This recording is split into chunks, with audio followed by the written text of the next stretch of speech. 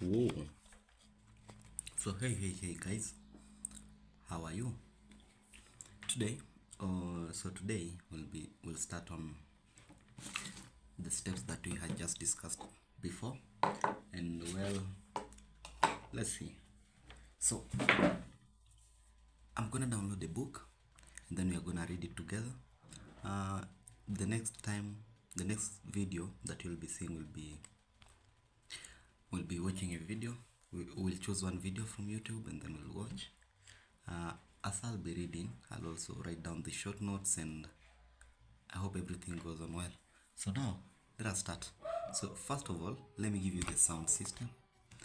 The sound system. So let us open the browser. I use Brave as my browser. Let's open Brave. Oops. And I need to update it. Having opened Brave, let's go to YouTube. Leave alone that.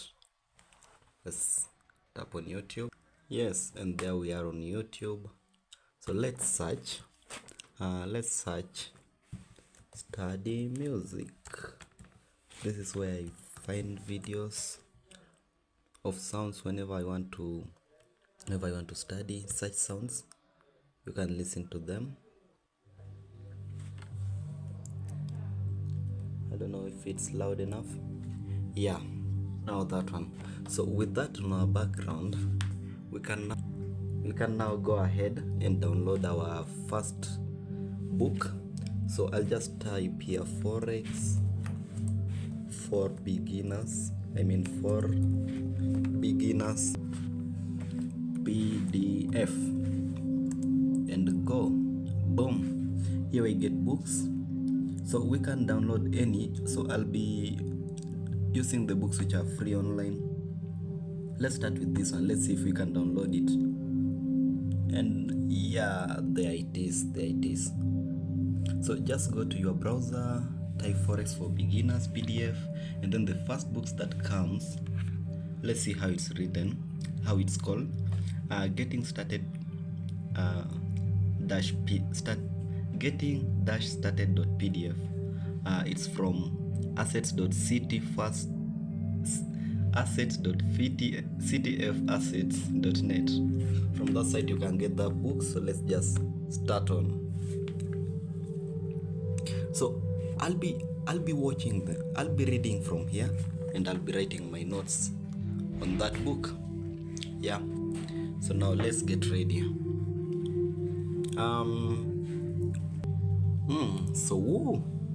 I won't be writing everything. I'll just write what I think is important, and then we'll read together.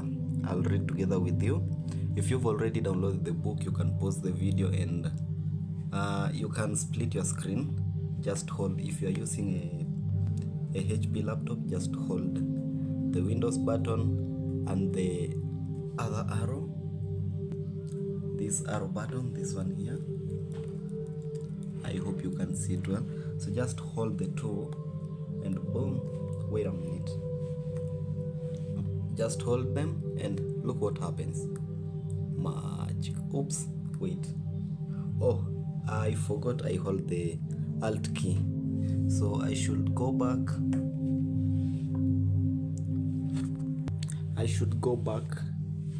And hold the Windows key here. Yep. So hold the Windows key and the other arrow key, and boom. Yeah, that's what I meant. So you can do this while at the same time watch your video from here. So let's just drag it and place it sideways. Yeah, that's better. So assuming this is the video you are watching, and now this is the PDF you are going through. So now we can move on together. You can look at this side what I'm doing, and then on this other side you can read the PDF by yourself as you follow along. So let's get started. Getting started in Forex. Our table of contents, we have forward, we have why Forex, mechanics of trading, of Forex trading, cash flow. So it's approximately 25 pages. And let's just go to forward. let's see if there's something important here we can write. We want to analyze everything and make sure that as we move to the next book, we have everything on this book that we are doing right now. So just a moment, let me open another tab so that I don't get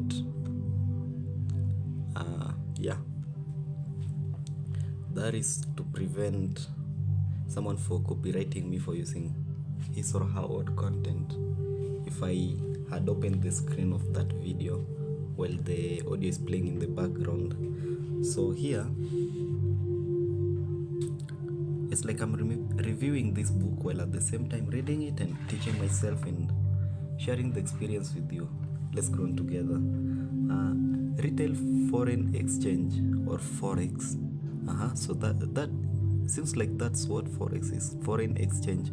Okay, so retail Forex exchange or Forex trading exploded in popularity thanks to advancements in technology and new market capabilities.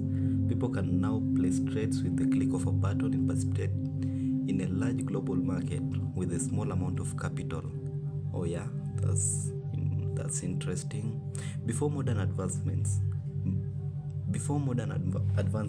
made the market the way it is today, traders would have to call brokers and banks directly, verbally placing large trades over the phone. I've seen that on movies, the Wall Street Journal. Yeah, I've seen such a thing happening in movies, but nowadays it has changed. You can just do it on your phone. I've heard of friends telling me I can start trading.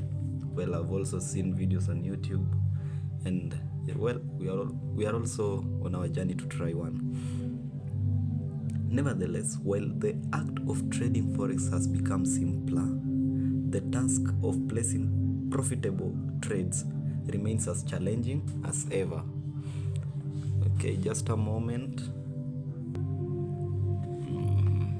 This introduction to Forex is designed to provide you with the basic educational foundation needed to participate in the modern world of online foreign exchange trading. This guide is not intended to teach you how to trade.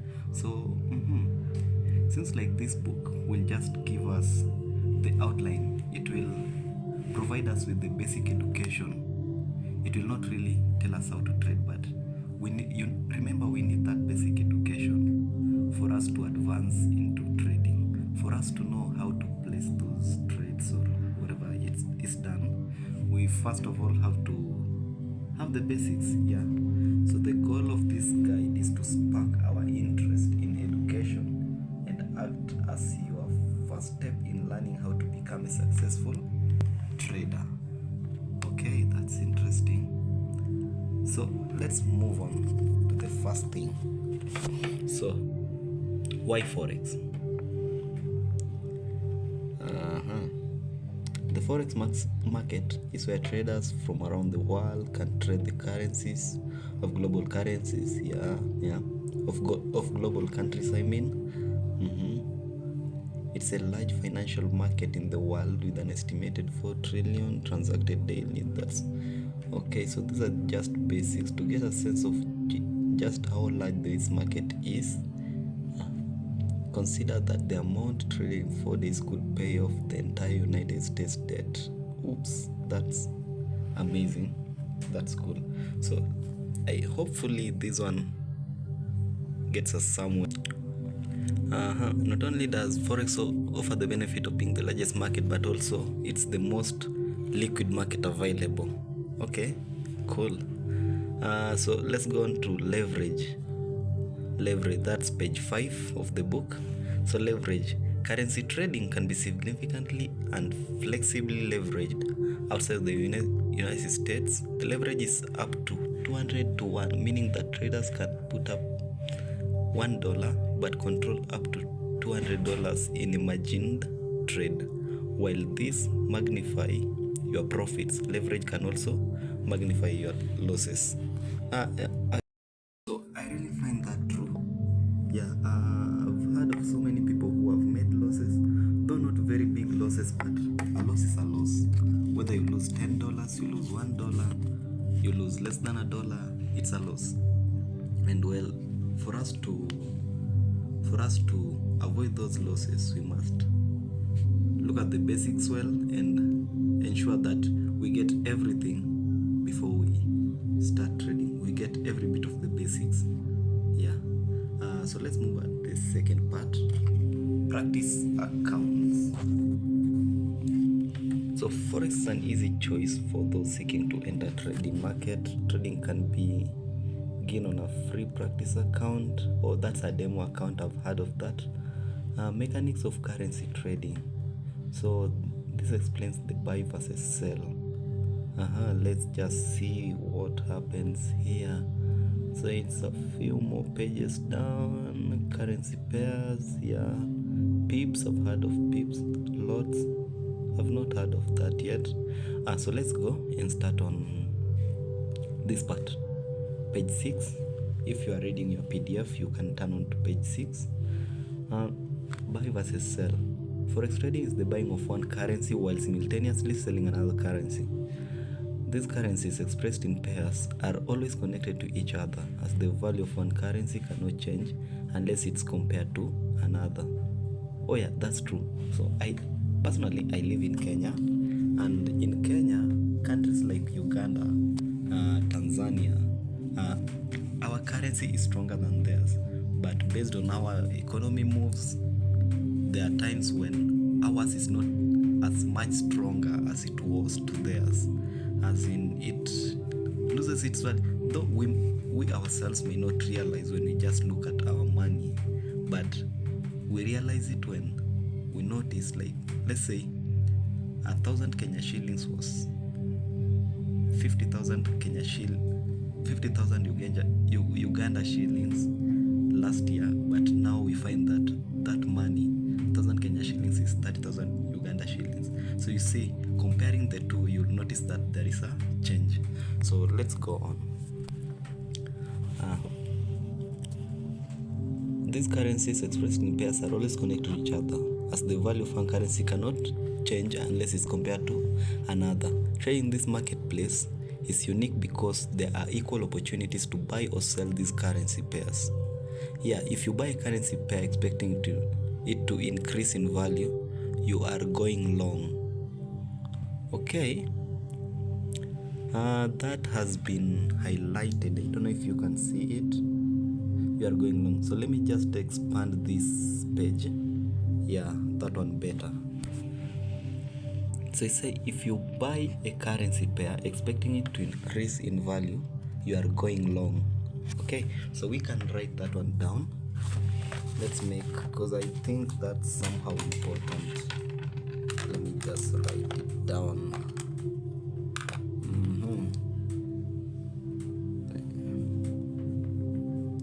Buy versus sell. Boom. Written. And then, oops, I don't know, it's not focused. Yes, better. Yeah, that's better. And then the second part says, if you sell a currency pair expecting it to decrease in value, you are shorting. Well, I don't know if that makes sense easily, but let's go on a little and see if we'll understand it further. If we don't, then we'll look for a site and then see if we can understand the terms going long and shorting. So let me just write it in a few. Boom, and done. So let's go back. They say whether you are going long or shorting in this market, one currency is always growing stronger against another. Yeah, that's true. Or maybe weaker against the other. And one currency is always growing weaker, creating an opportunity for any type of trade. So any type of trade can take part at any time. And then I notice here you can see the buy arrow is green and it points up, while the sell arrow is reddish and it points downwards. So down here they say, if you buy a currency pair expecting it to increase in value, you are going long. If you sell a currency pair expecting it to decrease in value, you are shorting. So I don't know if can use the terms buy and going long interchangeably, or we sell and going and shorting interchangeably. I don't know if that's true, but in just a few we'll check on that. The two primary reasons people trade Forex are for number one, speculation. 70 to 80% of Forex trading is for pure speculation. People who trade for speculation expect to benefit from the change in value of one currency versus another currency, similar to how a trader might speculate on change in a stock's value. Okay. Another reason people trade Forex is for conversion. 20 to 30% of daily Forex activity is for conversion or delivery. If McDonald's Corporation wants to convert their Japanese yen profits from selling hamburgers in Japan into domestic US dollars, they will transact with another counterparty, usually a bank, to sell Japanese yen in exchange for US dollars. So actually this conversion part, I understand it because, well, back then in high school I learned that when you are a tourist, you can go to a certain country and, well, let's say I've got Kenya shillings, and then I walk into Rwanda, and then what's the currency of Rwanda? Okay, let's use India. So I walk into India and I have my Kenya shillings. Well, I can't use Kenya shillings in India simply because they don't know the value of that currency. I might be hidden, I don't know, in our place we call it kugongwa. I might be scammed. Yeah, I might be scammed or not. They might charge me more or less, so maybe it's risky to use a foreign currency in another country where people do not know its value. So you have to convert it. So I'd convert my Kenya shillings to India. What's their currency? Their currency is rupees. Yeah, the Indian rupee, and then use my Indian rupee there. So that part, conversion, I understand, and speculation. So I think this is whereby I think this is now what we are just about to start doing, whereby we place our money there and then we start trading just for profits. That's speculation. Those are the two primary reasons people trade Forex. Either you want to make profit, or maybe you want to convert your money to use it in another form. So let's go to the third part. So here we'll be discussing currency pairs. The page 7, I mean, currency pairs. Let me just write the previous one before we go to currency pair. For trading Forex.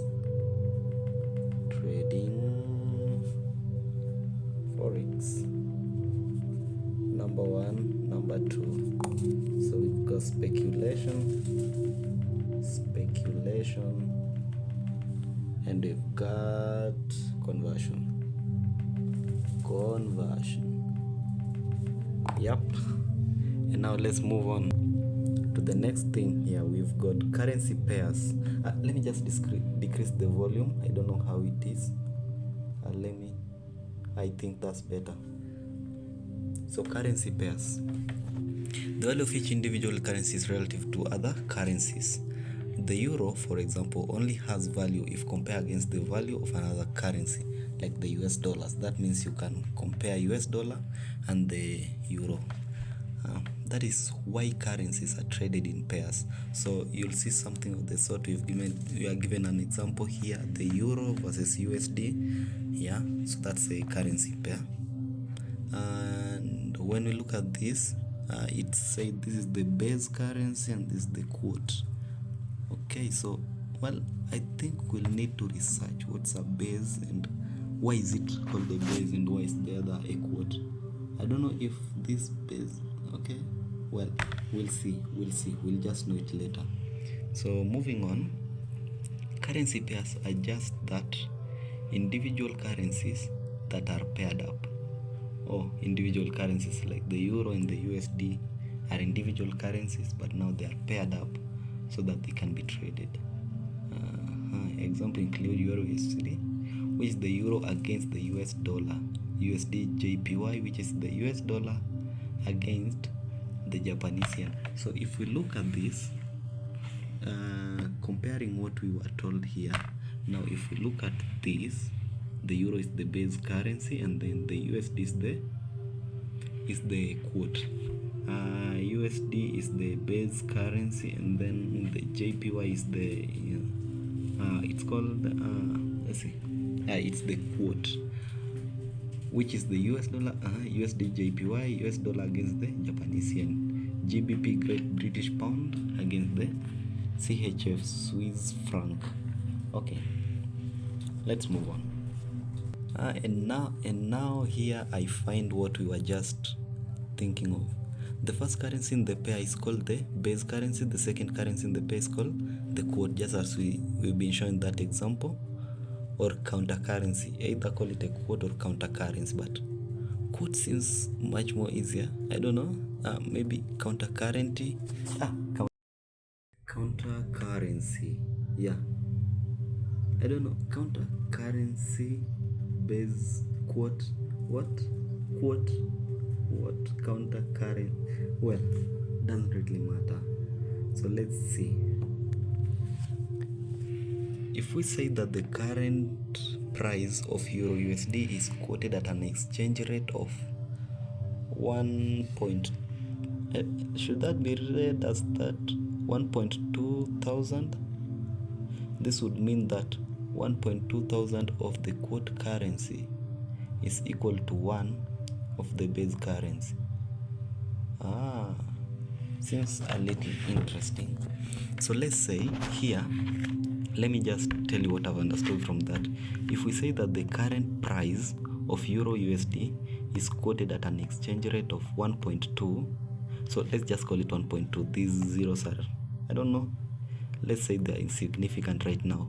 So it's quoted at 1.2. So this is the base, which means the base is where we start our scale from. The base is where we start our scale from. So if it's quoted at 1.2, it means that 1 euro is quoted at 1.2 US dollars. Yeah. This would mean that 1.2 of the quote currency is equal to 1 of the base currency. Yeah. I think that's, well, I think you got that. If it's quoted at 1.2, it means that the base currency has 1 unit, but the US dollar, the quote currency, has 1.2 units. So if you quote like 1.7, then it means that the base has 1 unit of the base is equal to 1.7 of the quoted. Yeah, that's better understood. Let's move on. Buying a currency pair. Buying a currency pair is the same as buying the base currency while simultaneously shorting the quote currency. Wait. Remember when we were talking about shorting and going long? I don't know whether you can call it longing. Remember when we were talking about that? So here they are saying buying a currency pair. Remember the pair Euro USD. Let's take for example that one. So remember buying that pair. Now they say buying that pair is the same as shorting the quote currency while at the same time buying the base currency. Oh, so it means the base is what we look at. So if you say you are buying a currency pair, then it means that you are buying the base. But at the same time, when you buy the base, you do the opposite to the quote. Yeah. And if you sell the base, which means that's shorting. If you sell the base, you are shorting. Then it means that you are longing. I don't know if that's true. That you are longing the quote, which means you are selling the base while buying the quote. Yeah. Buying a currency pair is the same as buying the base currency while simultaneously shorting the quote currency. By the same token, selling short a currency pair is the same as selling short the base currency while simultaneously buying the quote currency. Yeah. So if a trader thinks that the base currency will go up in relative value while the quote currency will go down in relative value, that trader should buy the currency pair. Okay, I guess let me just write all this down and then we'll try to explain it all together. If you're following up on your own PDF, sideways, remember what I told you. You use this Windows command, this one here. You use that Windows command and the side arrow. Either you can, this one you can take it to the other side, or this other one you take it to this other side. So you can choose where you want to move it to. So let's just move it to this other side, and then you should press them simultaneously at the same time. Yep, and boom, that's magic on our screen. Okay, not really magic, but sorry for me being stupid. That's magic, pure magic. Okay, so just a moment, I wanna write all this down. You can also pause the video and write down the notes. Yep. And done. I find this music really, I find it really monotonous. Let me search for another. Well, so I'll just type here chill music,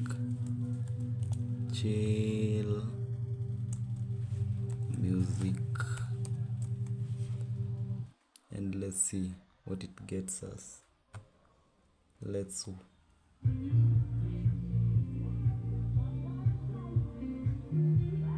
yeah, now that's better.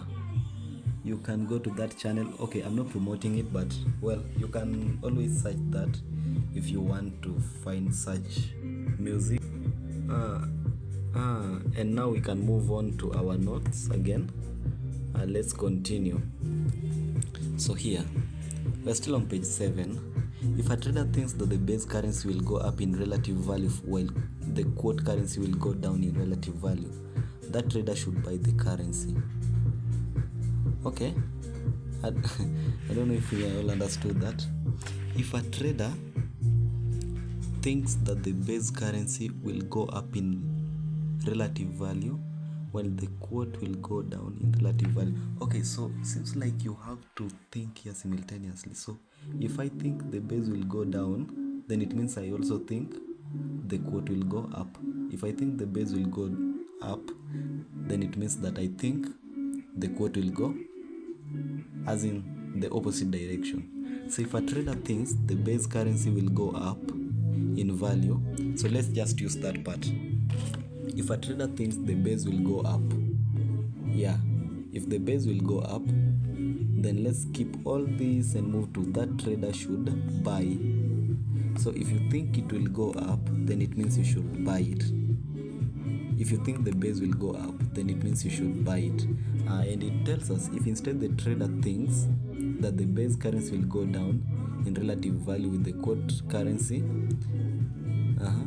while the quote currency will go up in relative value, that trader should sell short the currency pair. So it means if we think, let me not say if we think that our euro will go up, so we have our euro USD, let's just write it down, euro / USD.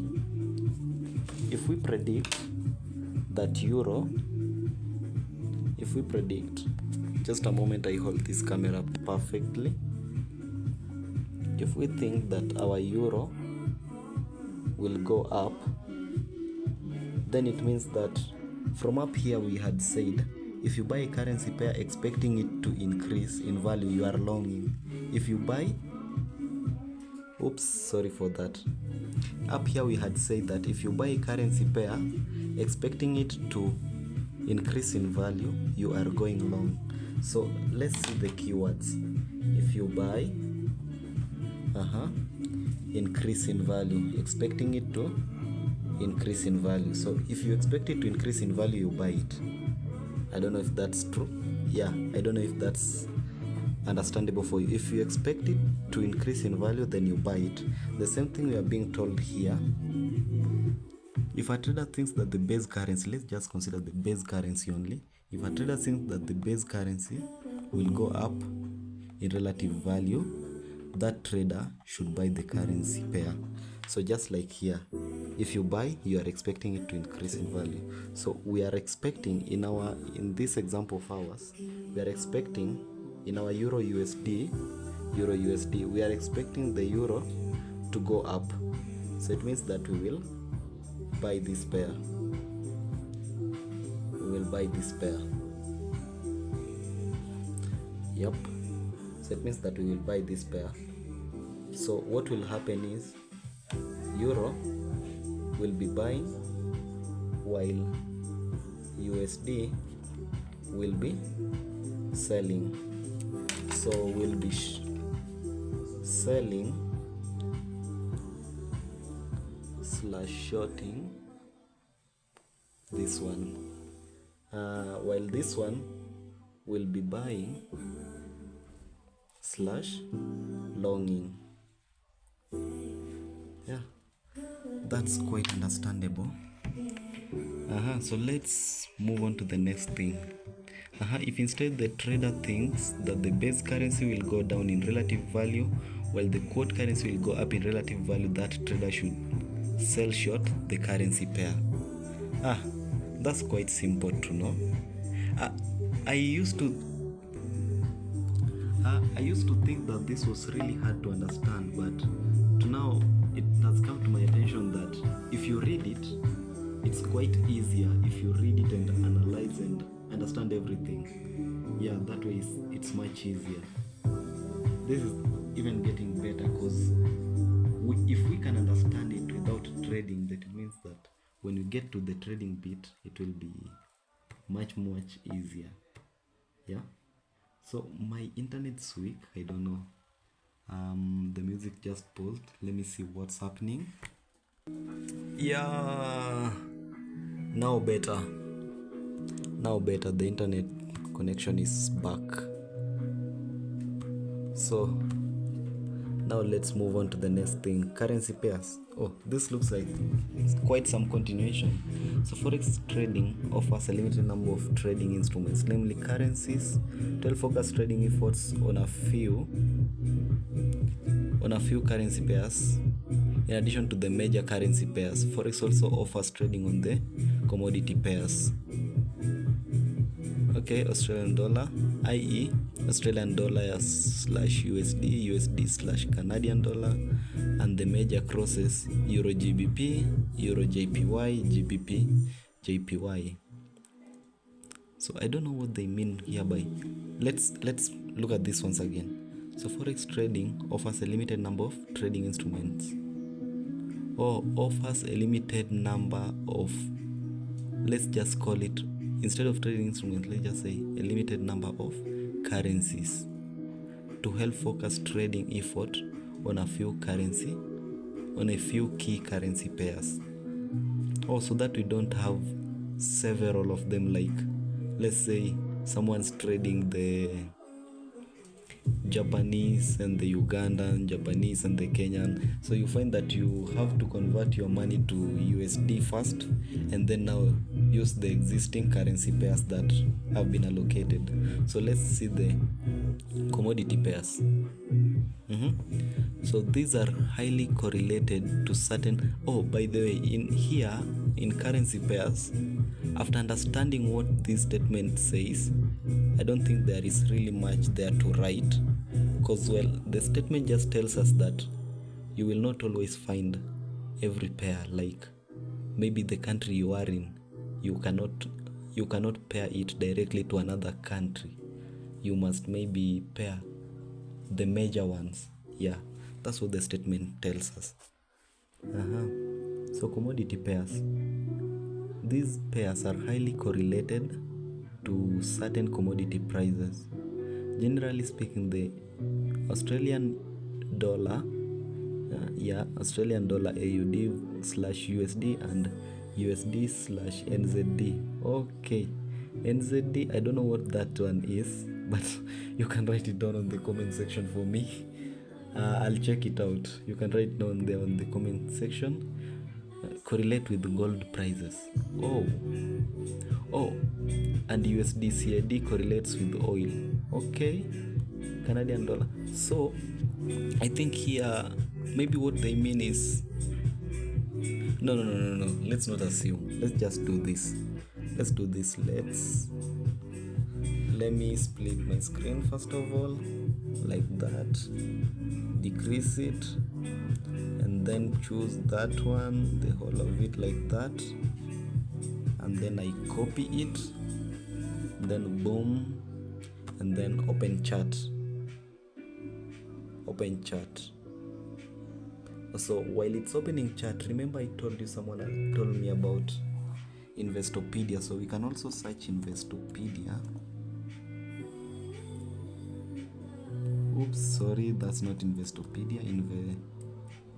Investopedia, and see what it says about that. I don't know whether we can search information from it.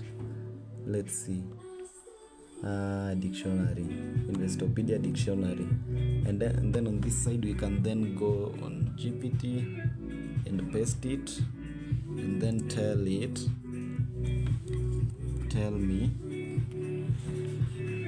I don't know how I'll hold this. Tell me what this means. Let me add there in simple terms. Okay, the reason I'm not typing that fast is because I'm holding the phone with another hand. Simple terms, that is oil. So that one better understood. Okay, we can just move on to this part also to understand it further. AUD USD tend to rise or fall in a way that reflects changes in the price of gold. So if gold prices go up, these currency pairs may also go up, and if gold prices drop, they may go down. Okay, so I don't know if you can use this as a strategy to trade. When oil prices rise, then you trade that pair, I don't know. Or maybe you can use the behavior of the pairs to know whether oil prices will go up or down. Maybe that can help. I'm not quite sure though. We can research that one later. So let's move on back to our book.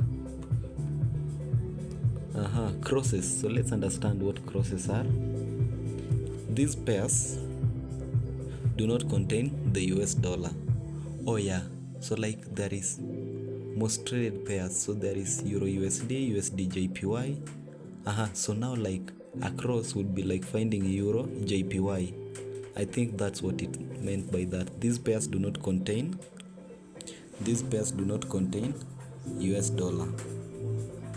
The most common currencies traded are the US dollar, Euro, Japanese yen, and British pound.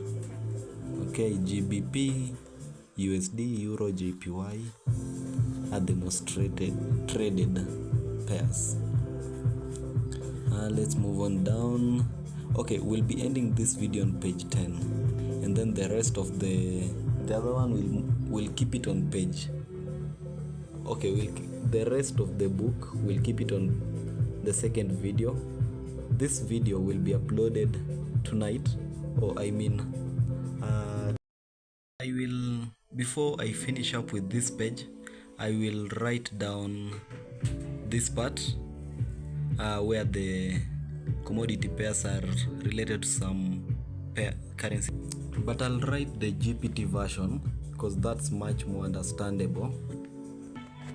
Yeah, so that's the one I've just written here. I've shortened it. You can pause the video and write that version, or maybe you can just write that one. or even if you want to write this other one, you can also do so. Just do what you choose.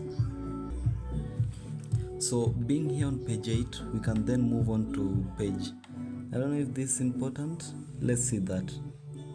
These, are they called pie charts? Yeah, I think they're pie charts. USD, the most common currencies traded are the US dollar. I don't think that's important. That's just an added thing. They're telling you which currency is the most traded and which one is the least traded. GBP.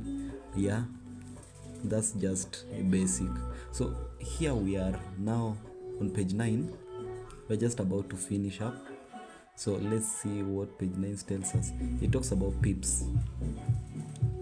Pips are the primary unit of movement for all currency pair exchange rates. For example, if Euro USD, okay, so we can just write that one down. I think, let's see, pips are the primary units of movement for all currency pair exchange rates. Oh, so like maybe that's a scale. Yeah, that's the base unit. Okay, let's not use the term base because there's the base currency. So pip is like the inches, or maybe I think that's a scale, like maybe the metric scale, the imperial scale. If you don't know that, there are people who measure in inches, yards, miles, and then there are some of us, like myself, in our country we use kilometers, meters, centimeters, millimeters. Yeah, we don't use inches most of the time, but I don't know if the UK also does the same. You can just write that on the comment section. The pips, so these are our scale. This is like our scale. Let's write this down. So having written that, let's look at this. For example, if Euro USD moves up from 1.2000 to 1.2001, that is 0.001 units. That is a bullish movement. I think upward is called bullish. Look at that. From 1.2 flat to 1.2 and a 1 at the end. That is a bullish, they call that a bullish movement. Things are getting interesting here. So bullish seems to mean upward at the upper hand, at the upper side, top of the table, something of the sort. That is bullish movement of 1 pip. Okay, so 1 pip is like 0.0001 unit. And then, which in this case is an exchange rate movement of 1/100th of 1 US cent. Oh yeah, which means 1/1000th of 1 US dollar. Yeah, 1/100th of 1 US cent. Major currency pairs can routinely move hundreds of pips per day. Also, since the US dollar is a great currency, it moves with minimal rates, but other countries, major currency pairs can routinely move hundreds of pips per day. Oops, seems like what I just said was wrong. So here they say, in this example, 1.20014, 1 is a pip while 4 is a fractional pip. I'll just write that one down. 1.2001, and then with the subscript 4. So this is a pip, then this is a fractional pip, then that's a fractional pip. So let's see what they say about fractional pip. Providing an additional tenth of a pip allows traders to minimize their costs and take advantage of even the most minute market move. Yeah, so like That's an advantage for traders, the fractional pip. You can now take advantage of even small changes in the market. Now let's see what they say lots are. Lots are a measurement of the number of units of a currency pair that are being traded. Using lots simplifies trading in the forex market as it provides a standardized trade size. I think we'll go to GPT and see what that one means. So that's what GPT is telling us. So let's see. This means that in forex, when you trade currencies, you do it in lots, which represent a fixed amount of currency. Instead of trading random amounts of money, traders use lots to make the process easier and more standardized. So they say one standard lot is 100,000 units of the base currency. The first one mini lot is 10,000. One micro lot is 1,000 units. So let's see. Oh, I think a little bit getting what this is. So like you see, you can find that you can have any amount of money. Like let's say if you have the US dollar. I don't know, am I visible? Oh yeah. So like if you have the US dollar, you'll find that you might have, let's say, 376 US dollar, but while using it, okay, this US dollar has denominations. Like you've got $100 bill, you've got $200 bill, you've got like, is there a $200 bill? Okay, you've got $100 bill, you've got a $10 bill, you've got $1 bill, $5 bill. So like you don't have a $76 bill. So like this $76, you may have $300 bills, and then $150 bill, and maybe two $10 bills, one $5 bill, and a single dollar bill. You'll not have like a bill written $6. So I think that's what lot means. Now instead of you trading with your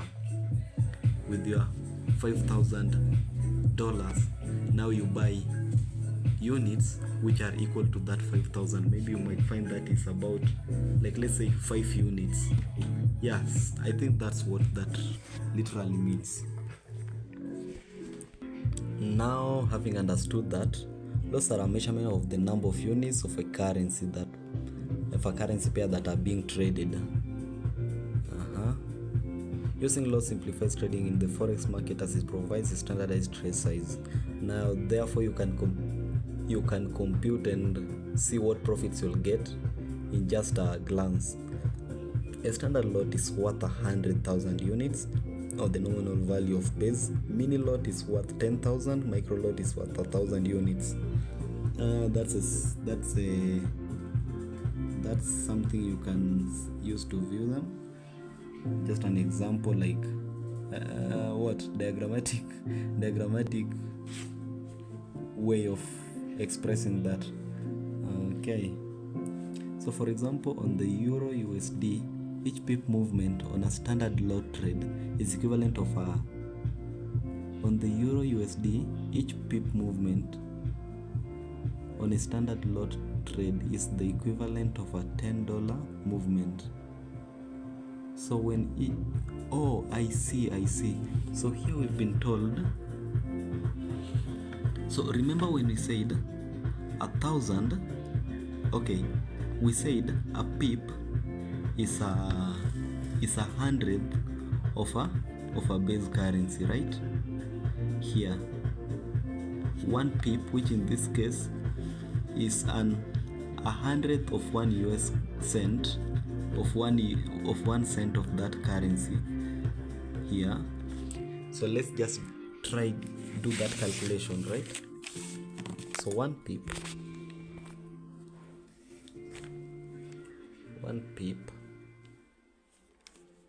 is equal to 1/100 cent.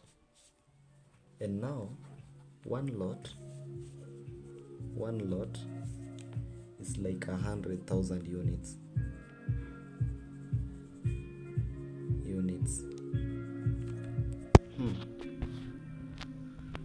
So it means, so this unit for us is the USD. This unit for us is the USD. So it means that if we were to have 1 pip to move, let's see, the movement of each pip movement is a mini lot trade is the equivalent of, wait a moment, each pip movement on a standard lot trade is the equivalent of a $10. So 1 pip is 100 cent, which is, so we all know that 1 cent is a hundredth of a dollar, because you can have 97 cents, and then when it reaches 99 cents it goes on to $1. So 100 cents make $1. So it's like 1 pip is like 1 over 100 cents, which means 1 cent is 100 US dollars. So like 1 pip is 100th of that US dollars. So it means that if this 1 pip moves, if it moves with 1 pip, then we can convert it in terms of the lots. This is the 100th of the pip, and then this other is the 100th of the dollar. So if we look at this one lot, then we can compare this lot now to this dollar. So now let's just look at this. Oops, yep. Yeah. So now we can easily compare this one and this one. So now let's try multiplying this and this and see. 1 over 100, 10,000 times 1,000 unit, 100,000 units.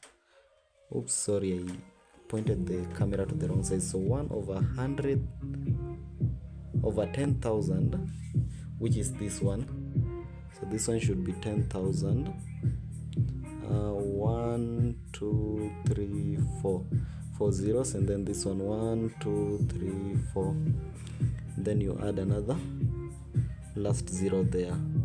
So having done that, you can now then 1, 2, 3, 4, 1, 2, 3, 4.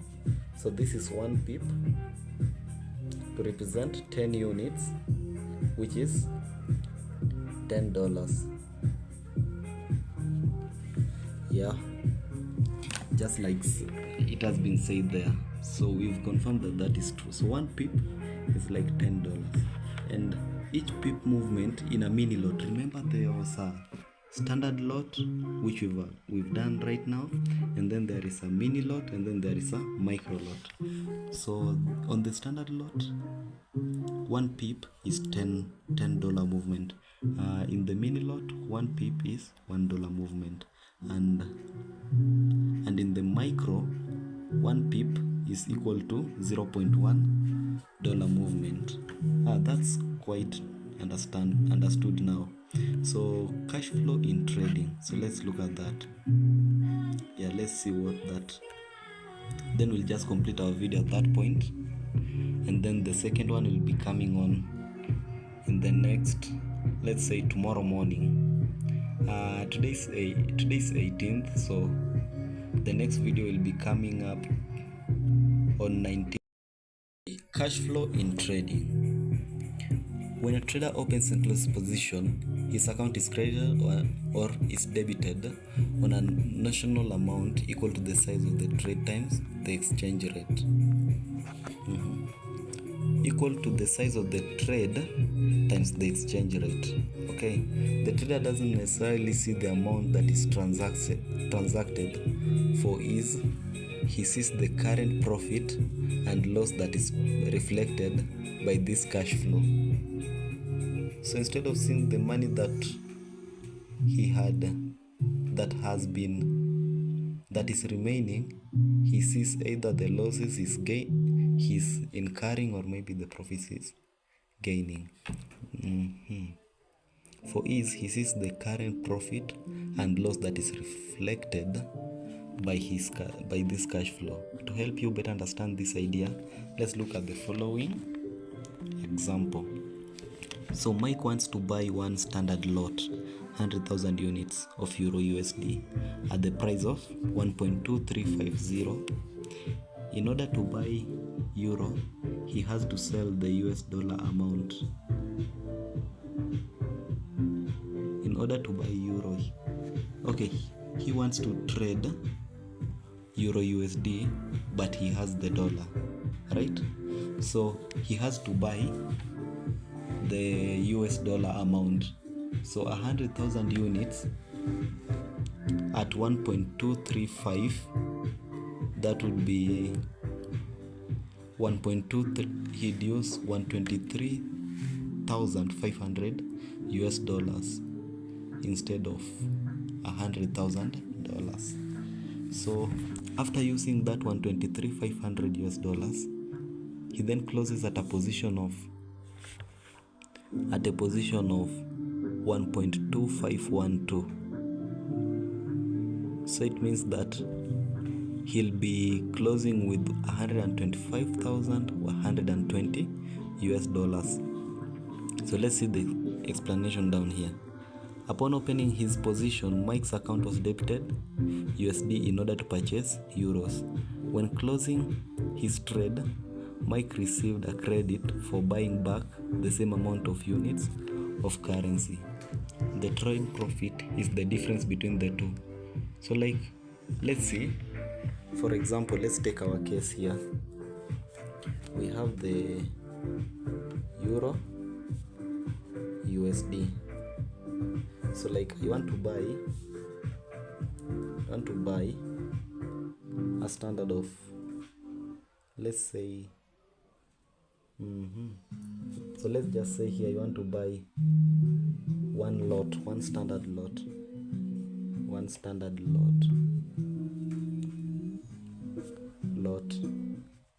So my opening, let's take it to be 1.2401, and then my closing will be. So let's take this example. I want to buy one standard lot at an opening position of 1.2401 and then closing it at 1.7631. So one standard lot is equal to 100,000 units, which is, let's say right now I have USD, right? Yeah, so what happens is, since I have USD, my account will be debited at this amount.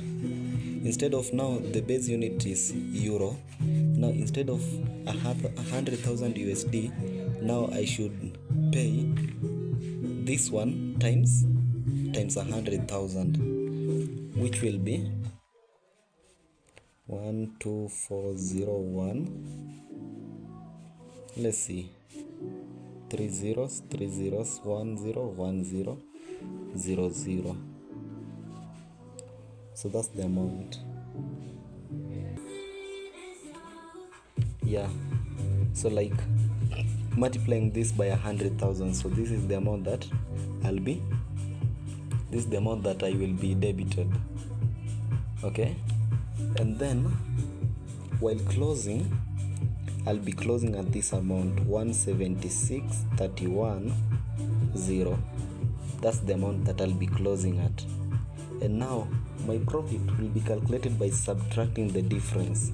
So you see, while closing I have a higher amount than while I was opening. So therefore I've made a profit. You see, from 1.2401 to 1.7631. So that, let's see how much profit I'll have made. So that would be 176,310 subtracted 124,010. 10. Oops, I wrote here two singles, I mean two zeros, two ones, 0 0 3 3, so 5. That's the profit that I will have made. If it rises from 1.2401 to 1.7631, and I placed one lot which is 100,000, I'll have made $53,300. That's it. I guess the same applies during losses. So assuming we were opening at 1.2401, and then